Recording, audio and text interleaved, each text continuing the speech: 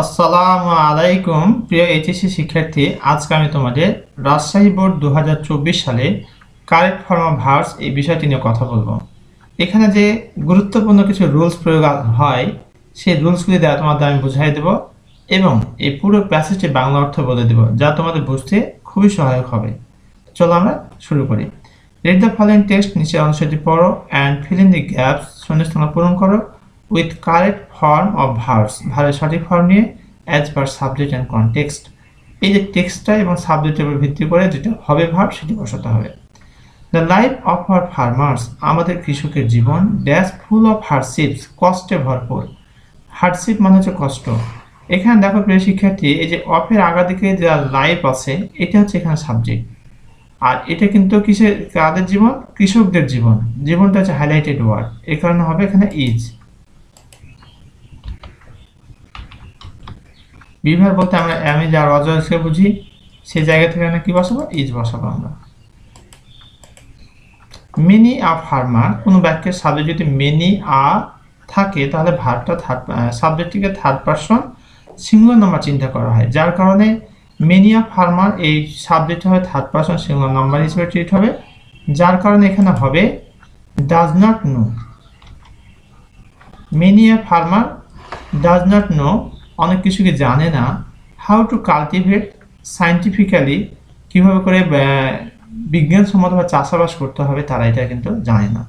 They dash hard from dawn to dusk, they work hard, এখানে work আছে, ওয়ার্কই থাকবে, এটা কিন্তু চেঞ্জ হবে না, কারণ এই পুরো প্যাসেজটি প্রেজেন্ট ইনডিফিনিট টেন্সে রয়েছে, যার কারণে এখানে ওয়ার্কই থাকবে, এটা চেঞ্জ হবে না।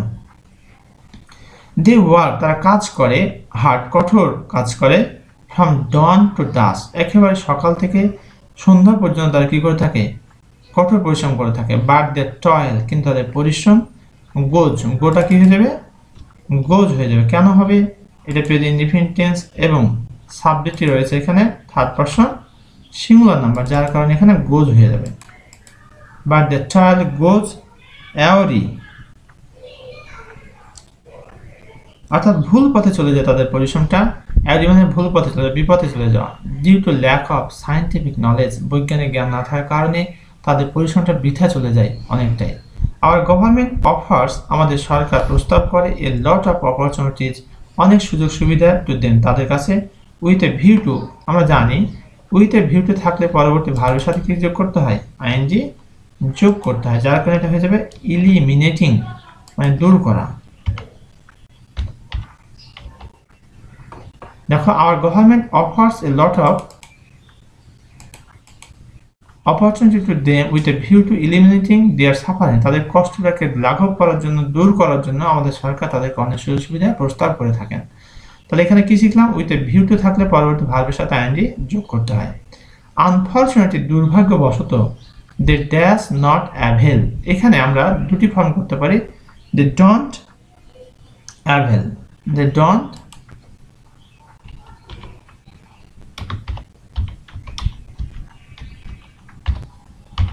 they do not avail, অথবা can not avail আমরা করতে পারি চাইলে।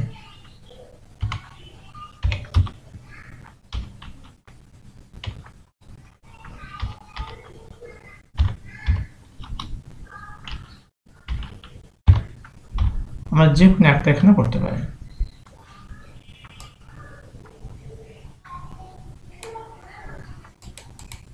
আমরা একটু খেয়াল করে কি বলছে, আনফরচুনেটলি, দুর্ভাগ্যবশত, দে ডোন্ট অ্যাভেল, তারা সুবিধা নিতে পারে না, ক্যান নট অ্যাভেল সুবিধা নিতে পারে না, দেমসেলফ বা নিজেদেরকে সুবিধা নিতে পারে না, অফ দোজ অপরচুনিটি, সেই সমস্ত যে সুযোগ সুবিধা সরকার দেয় সেগুলো সুযোগ নিতে তারা পারে না।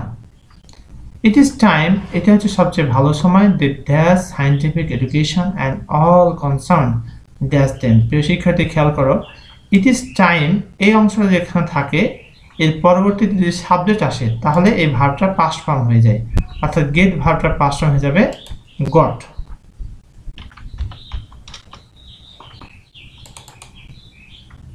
অর্থাৎ it is time, it is high time, তাহলে পরবর্তী সাবজেক্ট আসলে পরবর্তী ভার্বটি কি হয়ে যায়? ভিটু হয়ে যায়। It is time they got scientific education and all concern, যেহেতু ইট ইজ টাইম দিয়ে শুরু হয়েছে বাক্যটি, যার কারণে এখানেও হেল্পের পাস্ট ফর্ম হয়ে যাবে helped.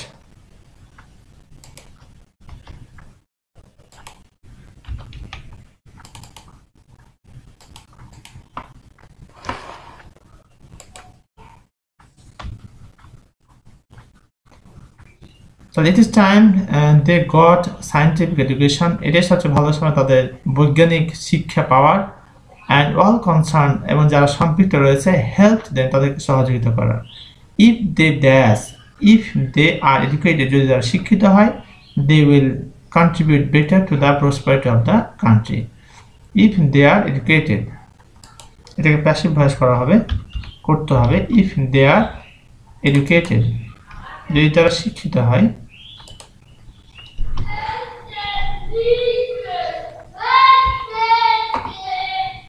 If they are educated, যদি তারা শিক্ষিত হয়, দে উইল কন্ট্রিবিউট, এখানে আমরা লিখবো দে উইল কন্ট্রিবিউট।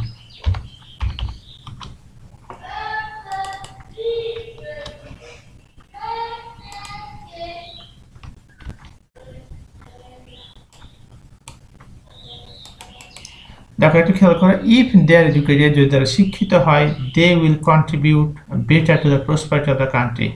ইফ দ্য ক্লজটি যদি প্রেজেন্ট ইনডিফিনিট হয়, পরটা ফিউচার ইনডিফিনিট হয়, সেই কনসেপ্ট থেকে আমরা দেখতে পাচ্ছি ইফ দে আর এডুকেটেড, এটা প্রেজেন্ট ইনডিফিনিট টেন্স হলো, আর এটা হবে future indefinite. They will contribute better to the prosperity of the country, তারা দেশের ভালোর জন্য কি করতে পারবে, সমৃদ্ধির জন্য ভূমিকা রাখতে পারবে।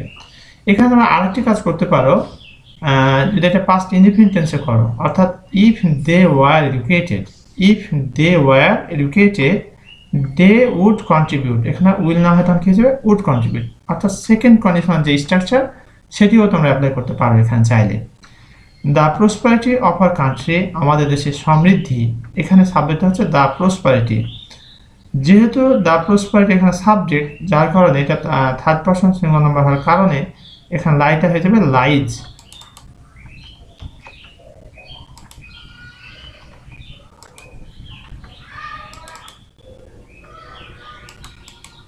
The prosperity of our country, আমাদের দেশের সমৃদ্ধি, লাইজ নির্ভর করে ইন দ্য প্রপার এডুকেশন, তাদের সঠিক শিক্ষার উপরে। এডুকেটিং এ ফার্মার, এখানে এডুকেট আছে, এই শব্দটা হয়ে যাবে এডুকেটিং।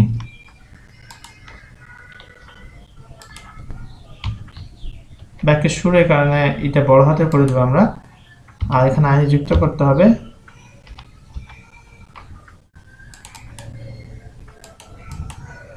এডুকেটিং এ ফার্মার, এটা কৃষককে শিক্ষিত করা, অর্থ মিনস, এখানে মিনটা হয়ে যাবে means.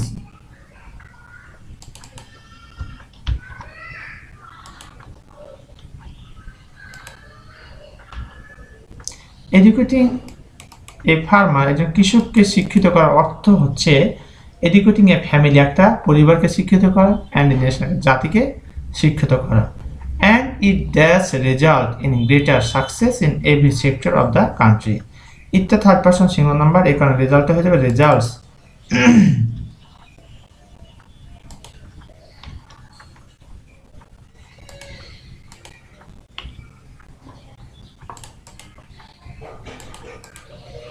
and it results in greater success in every sector of the country, এটাকে আমরা চাইলে will result, অর্থাৎ it will result, এটিও আমরা করতে পারি। প্রিয় শিক্ষার্থী, এই ছিল আমাদের রাজশাহী বোর্ড 2024 সালের কারেক্ট ফর্ম ভার্বস।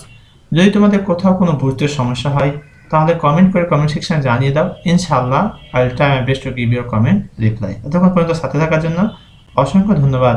এখানে শেষ করছি। আসসালামু আলাইকুম ওয়া রাহমাতুল্লাহ।